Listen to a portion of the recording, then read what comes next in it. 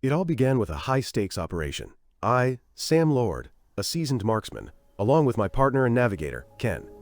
From our vantage point, nestled on the rooftop of a building opposite City Hall, we had a perfect view of our target.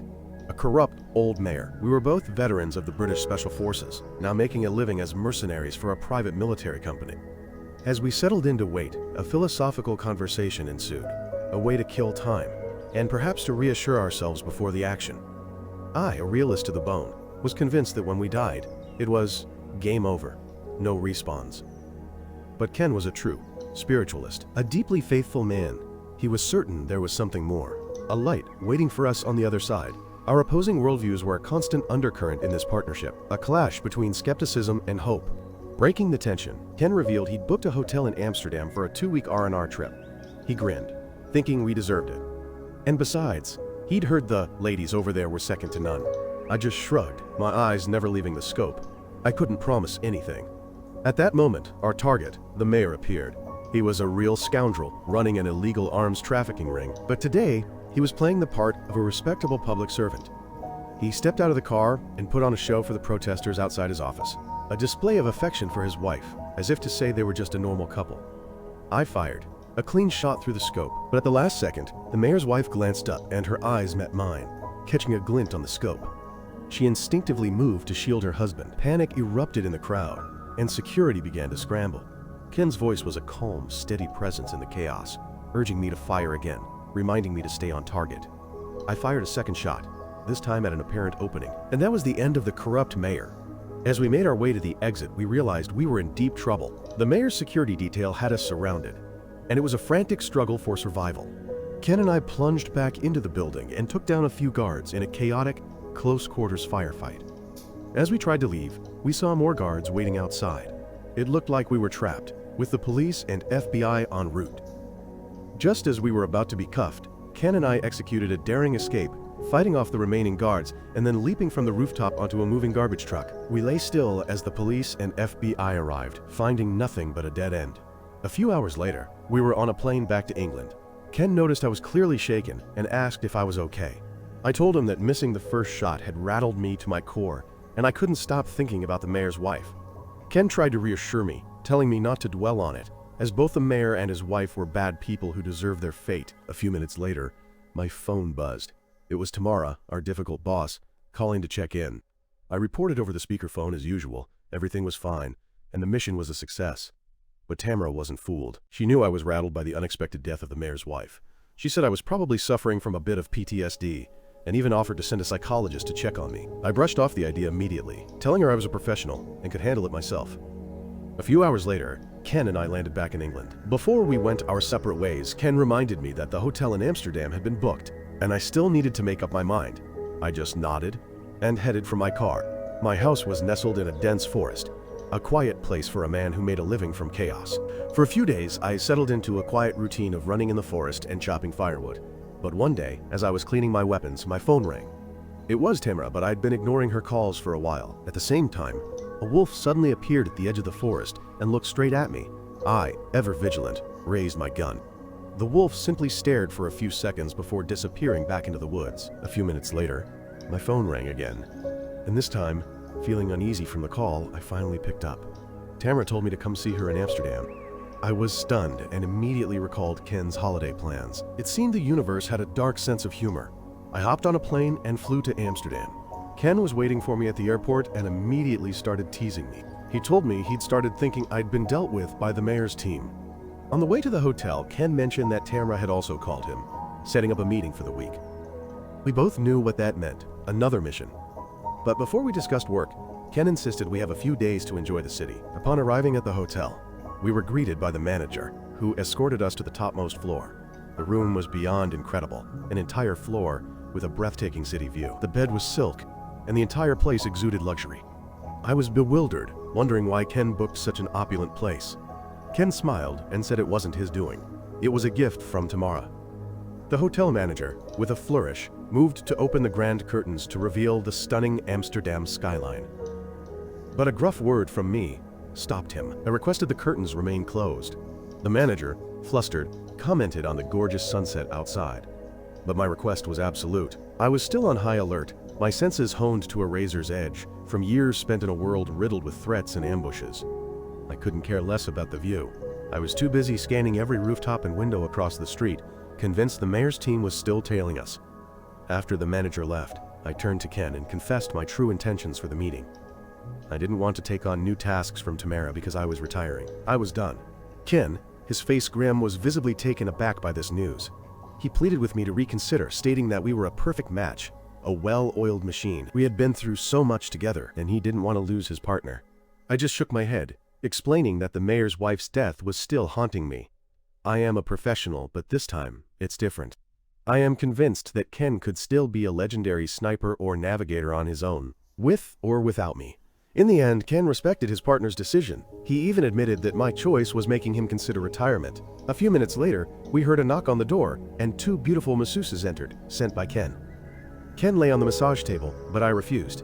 I just wanted to talk. I asked for their names and hometowns.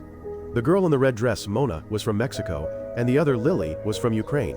Seeing my heavy expression, Mona offered to cheer me up by reading my palm. I was skeptical, but also curious. Mona took my hand, and, after a moment, said I was destined to live a very long life. But that wasn't all. She looked into my eyes and said I had a deep and abiding faith in God, even if I didn't know it yet. Ken laughed, a deep, resonant sound, filling the large room. He told Mona he'd tip her $100 if she could conjure a crystal ball out of thin air to prove her powers. Mona smiled, and to our surprise, she pulled one out of her bag. Ken and I were stunned and laughed uncontrollably. But Mona eventually admitted the crystal ball was just a prop to entertain her clients. Just then, a knock on the door broke the tension, and the hotel manager returned with a waitress pushing a room service cart laden with food and drinks. The manager, with almost unnerving enthusiasm, went straight for the large curtains.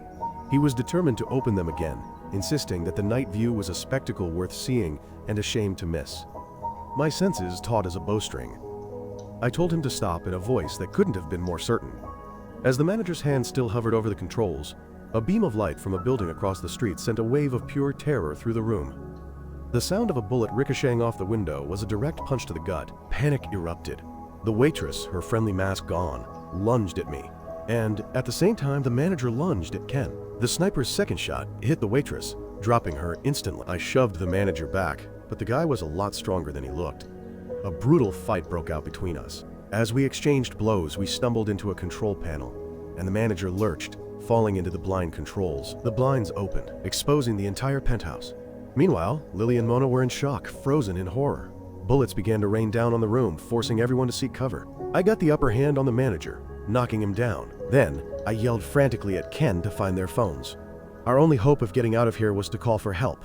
Ken was searching, dodging bullets as he scrambled. He saw Lily's phone on the floor, just a few feet away, but it was a suicide mission to get it. He dashed out recklessly, and a few bullets grazed the wall next to us. It was at that moment that Lily, who was in a daze, got up and was about to be shot. I screamed for her to get down and then managed to grab her and pull her to safety, reassuring her that everything would be okay. I then yelled at Ken to call Tamara, our only salvation in this mess. Once the call connected, Ken didn't waste a second. He told her they were under attack by a sniper, and that hotel staff were involved. Tamara, ever professional, simply asked who was behind it. Ken reported the situation. She told them to hold their ground and that her team would neutralize the sniper within 20 minutes. Just when we thought we were safe, the manager, whom we thought was unconscious, got up and charged at me. But Ken saw it and threw a glass bottle at the manager's head, giving me an opening to escape. The manager then lunged at Ken, who shoved him out the window. Ken stood for a moment, panting behind the door, when a bullet from the sniper struck him in the stomach. He let out a yelp, and blood began to seep through his shirt. He was still breathing. About 10 minutes later, my phone buzzed with an incoming call from Tamara. She told me to get out of cover, assuring me her team had successfully neutralized the hostile sniper. To confirm, she told me to look towards the west, where her men would be flashing their lights as a signal. I cautiously peered out and saw the lights, and a wave of relief washed over me. I thought we were safe. But before I could act, Mona's face turned grim. She warned me to be on guard.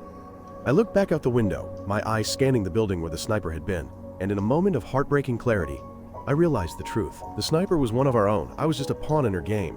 I held the phone to my ear, my voice low and dangerous, asking Tamara what the hell was going on. Her calm, calculating tone sent a shiver down my spine. She told me it was all because of my retirement plans. I was her best, her most valuable asset, and she couldn't let me go. Fury ignited within me.